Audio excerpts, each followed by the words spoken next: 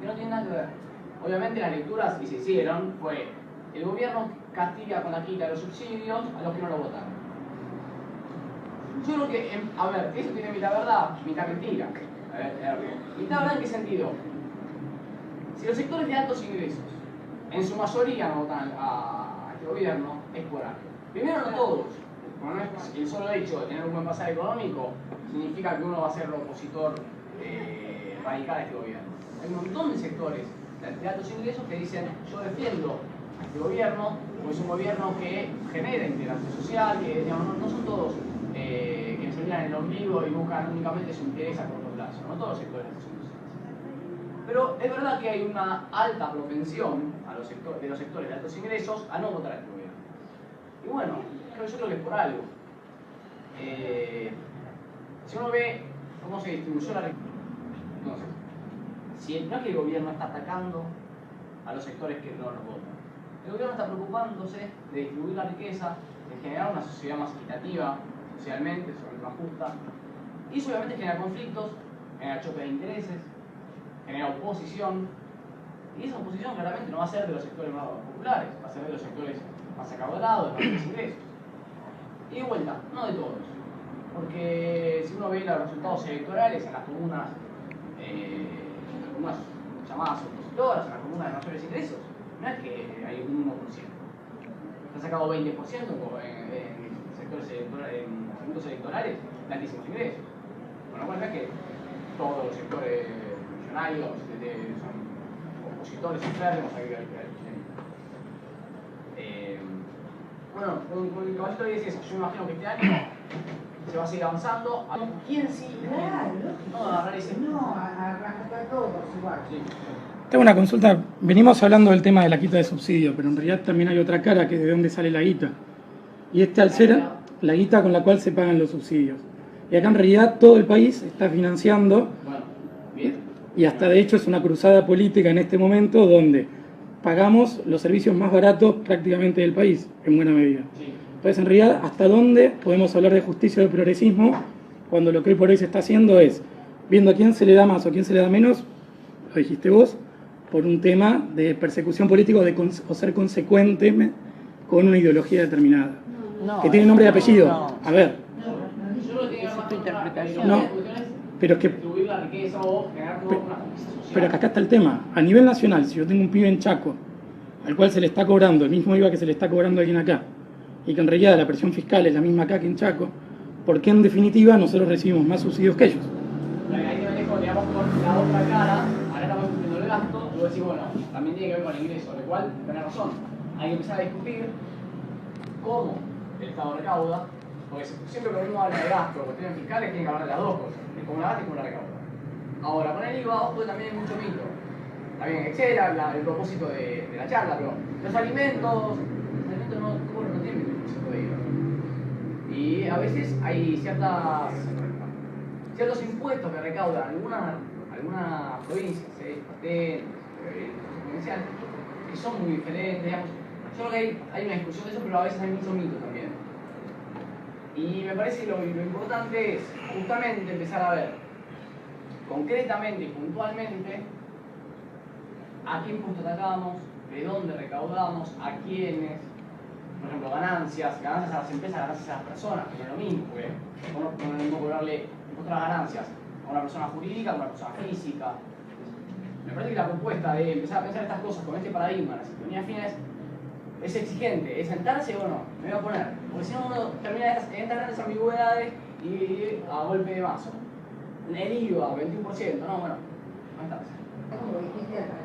Y hay otra cosa que se conectó, que me parece que una vez más venimos a discutir con políticas públicas, a rebatir el discurso neoliberal. El neoliberalismo, si hay algo que por lo que se caracterizó y con lo que logró colar en la sociedad, con el discurso de la eficiencia de las empresas privadas, ¿no? El criterio de subsidio a las empresas de transporte también está vinculado, por ejemplo, al número de unidades en circulación, ¿no? ¿Con cuántos colectivos contaba la línea TAM? Podían ser colectivos obsoletos que estaban en un galpón, pero que estaban registrados y se subsidiaba por ingeniería. ¿Qué se buscaba ahí? El criterio de decir, bueno, esta empresa de transporte tiene tantas unidades, por lo tanto brinda un servicio más eficiente, por lo tanto recibe más subsidios. todo lo que gastamos en colectivo sabemos que no es cierto. Otras políticas y un nuevo vínculo del Estado con las empresas. O sea, también nos va a permitir presionar al sector privado. Y otro detalle que... Otro detalle lo dijo Cristina ayer. Yo creo que no sé qué porcentaje de todos los subsidios son fruto de la viveza, diríamos, no del ajuste, sino de esto, de lo que decía recién la compañera. Una empresa de transporte dice que tiene de 200 colectivos y 100 los tiene adentro o los tiene dibujados. O lo que pasó con las empresas petroleras, que le cobraban más al gasoil a granel, al gasoil a granel porque tenían subsidios, claro, que lo que valía en el surtidor. Eso es una avivada. Bueno, es que lo que Y yo creo que ese tipo de avivadas son fruto del neoliberalismo, donde el Estado era la caja boba donde venían las empresas, cuanto más grandes, más afanaban. Bueno, el gran secreto de vos es el Estado, que le decían el Estado interventor, el Estado estatismo agobiante, era que el Estado era una bomba de inyectarles plata a los grupos económicos concentrados. Desde las políticas de incentivo industrial de la dictadura, donde con poner una oficina en San Juan recibían una pila de plata, era una oficina vacía con un teléfono. Los seguros de cambio de la dictadura, que agarró y dijo, bueno, toda la deuda externa que tienen los privados nos hacemos cargo nosotros, porque devaluamos el dólar y ahora pagamos nosotros. Con las privatizaciones, el Estado actuó regulando el marco para que las grandes empresas ganen plata, dice llanamente. Entonces, el Estado era hasta una de las principales fuentes de rentabilidad de los grandes grupos económicos, cosa que se empezó a acabar rápidamente, pero uno ve cómo es un Estado todavía débil frente a los tipos. Estos tipos son pulpos enormes, con actividades en un montón de lugares, con capacidad de fluctuar entre inversiones de tipo financieras, si ven que la tasa de rentabilidad no es suficiente, de repente baja la tasa de interés, invierten en un lugar, y tienen cadenas de valor muy diversificadas, un tipo que tienen inversiones en industria, en campo. Entonces el Estado realmente es muy difícil seguir la pista. Sí, la compañera está muy... En definitiva, lo que pasa es que venimos de una cultura, de un Estado tan ausente durante tantas décadas, que nos cuesta muchísimo pensar que mediante mecanismos de registro vamos a tener esa base de datos que cruce el territorio nacional, conociendo cada uno de nuestros habitantes en qué situación está, más allá de que estén en blanco o que sean trabajadores informales. Esto nos va a costar instalarlo, va a tener sus desprolijidades.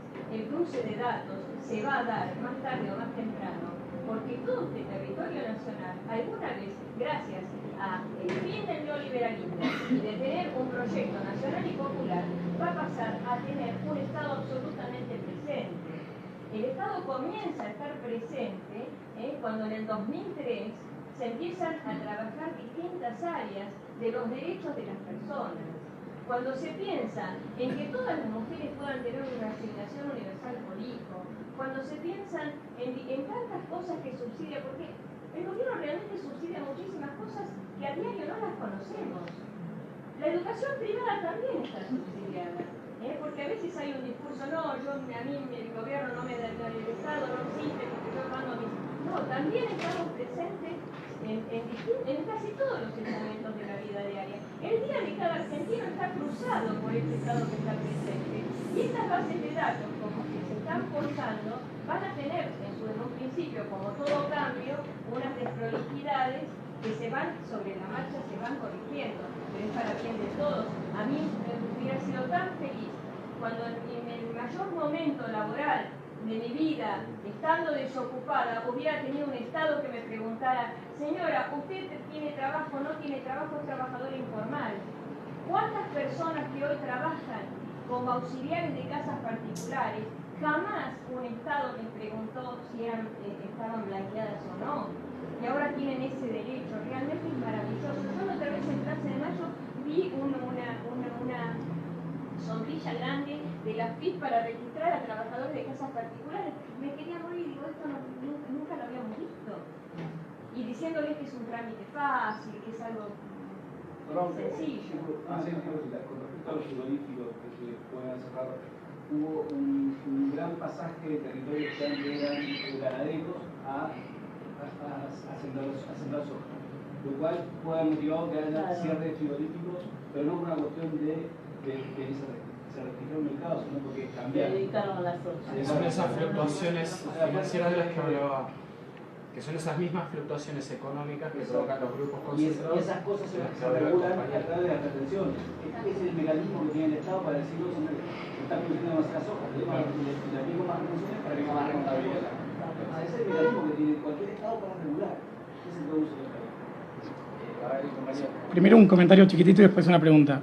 Con lo de las trabajadoras de casas de familia, cuando la FIP obligó a que las pongan en blanco en una semana, 70.000 personas se quedaron sin trabajo.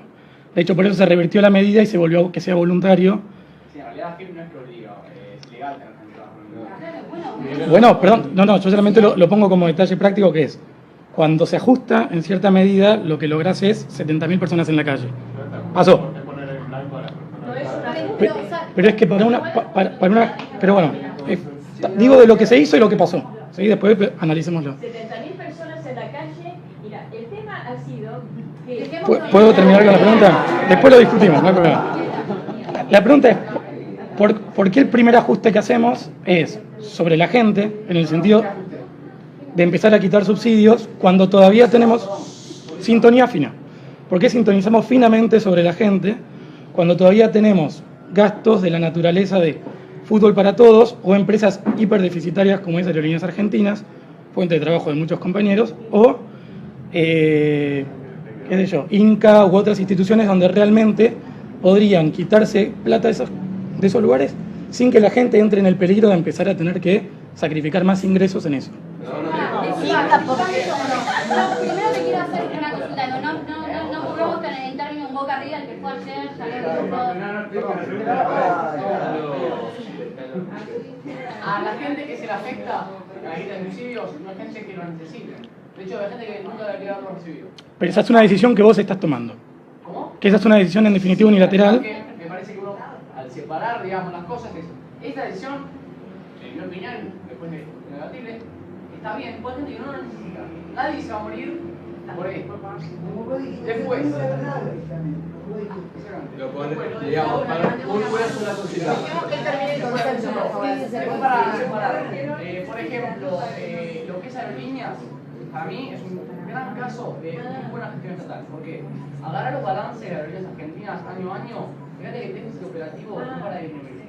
Entonces vos tenés agarras una empresa vaciada, imagínate vos comprás una empresa donde el dueño anterior vendió las máquinas, se endeudó en los bancos y no puedes sacar superávit el día de mañana. ¿Cuál es tu trabajo? Un trabajo de saneamiento.